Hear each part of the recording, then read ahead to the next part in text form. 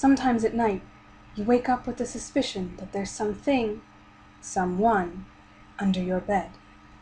You remain huddled under your blankets, alone in the dark. There may be someone you know and, indeed, love asleep beside you, but they do not wake up. They do not share your fear, and so you are alone. You have not ever checked under your bed. You would not be listening to this broadcast if you had. There is nothing, no one, under your bed. But you should not check. Hello, listeners, and welcome to Wolf Trap. This is intrepid reporter Freddie Lowndes, broadcasting all the news that's fit to tell.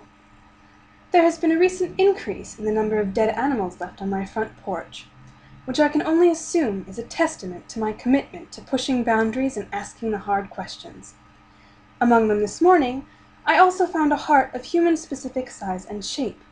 If any listeners have had similar experiences, feel free to call in. It is possible that this is merely further evidence of restlessness in the local Wendigo population. If that is the case, there is nothing to fear as long as we all keep indoors as often as possible and out of the woods, especially as it starts to get colder. The Wendigo, as a rule, does not target specific individuals, but rather acts based on opportunity. That is, unless their dark monarch now walks among us, thinly cloaked by a human veil, as foretold by the legends of old, but that seems unlikely. In other news, Wolf Trap's serial dog napper has struck again. The Leeds family has reported their Beagle Jack Russell Terrier mix, Blake, as missing. They are not offering a reward. Said Mrs. Leeds, "I never could stand that dog." Dr. Hannibal Lecter has caused quite a stir with his sudden position on the city council. Senior council members could not be reached for comment, but an inside source made particular note of his beautifully handcrafted, traditional soft meats crown at the initiation ceremony, its still warm and dripping components lovingly harvested by the good doctor himself. I'm confident that he'll fit right in. At last week's harvest banquet and murder ballad competition, Georgia Madchen spontaneously combusted. As this is the third year in a row that she has done so, a petition is being started to order flame-resistant tablecloths for future celebrations. Miss Madchen herself is expected to make a full recovery, as always. Well-known local artist Garrett Jacob Hobbs is in the process of erecting a new installation titled "Antlers, Antlers, Oh My God, Where Did You Even Get All Those Antlers?"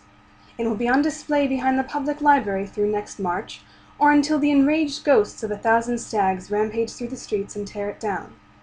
When questioned about his work's tendency to attract such phantom herds, Hobbs said that he could not see why they would be so angry with him, as he was just trying to honor every part of them, but especially the antlers, which are the most dramatic and the best for displaying bodies. That last comment has led me to speculate that the installation may have been commissioned by the secret police.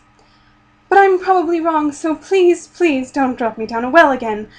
I still have nightmares.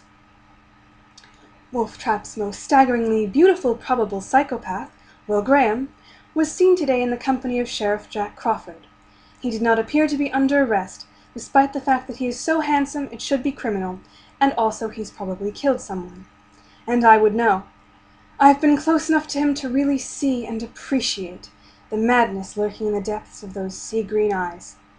A member of the police department, who is definitely not Brian Zeller, suggested that Graham may have been consulting on a case, or he may have been there to boost morale with his sad, soulful brand of unattainable attractiveness.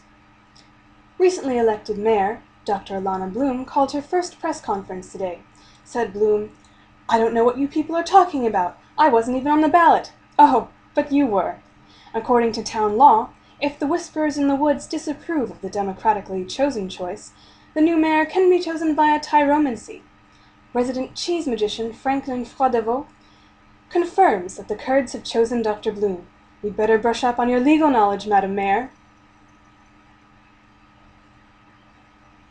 I have just been informed by Carrier Raven that Mayor Bloom is a personal friend of Councilmember Lecter, and that I should not make any comments about her that could be considered threatening or libelous. My sincerest apologies. Tomorrow, the junior marksmanship competition finals will be held. This year, the two contenders are Abigail Hobbs and Clarice Starling. Will Starling rob Hobbs of her third year as champion? Stop by the Hart's Head shooting range at 11 a.m. and see. Best of luck to both competitors, and remember, girls, killing your opponent invalidates your win regardless of accuracy, unless you also hunt down every single witness.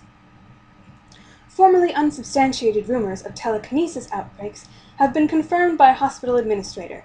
If you can move things or control animals with your mind, please report to Town Hall immediately.